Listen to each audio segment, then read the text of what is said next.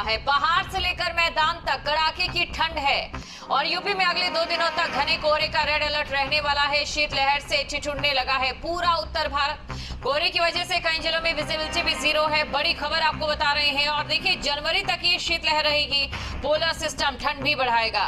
तो पंजाब में पाकिस्तान सीमा से लेकर असम से बांग्लादेश सीमा तक करीब 2000 किलोमीटर लंबे इलाके यानी कि पूरे उत्तर भारत में लगभग 500 किलोमीटर चौड़ी पट्टी घने कोहरे से ढकने वाली है और इसके चलते देश की 90 करोड़ आबादी को शीतलहर का असर महसूस हो रहा है। मौसम विभाग के अनुसार जो ये स्थिति है वो जनवरी 2026 के अंत तक बार बार बनेगी।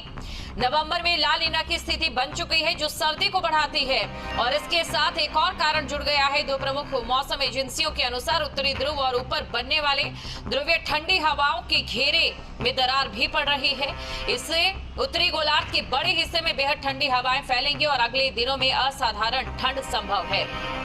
देखिए, ये अपने आप में ही चौंका देने वाला मामला है। आपको ये बता रही है कि ऊपरी वायुमंडल में तापमान बढ़ने से जो वेंट्रिक्स है वो कमजोर हो चुका है और साथ ही आपको ये भी बता दें कि ये जो हवाएं हैं सिर्फ हमारे देश तक सीमित नहीं रहने वाली है बल्कि यूरोप पर इसका सबसे ज्यादा जो असर है वो पड़ने वाला है।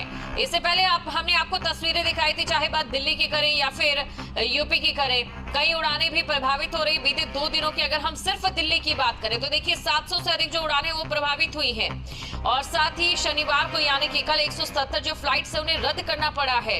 यात्रियों को परेशानी हो रही है, चाहे वो सड़क पर चलने वाले हो या फिर आसमान में उड़ने वाले हो। तमाम जो यात्रीगण हैं उन्हें परेशानियों का सामना यहाँ पर करना पड़ रहा है। दरअसल क्या है, क्यों इस बार पोलर सिस्टम जो है, एक तो अल नीना इफेक्ट है यानी कि मौसम सर्द रहने वाला है।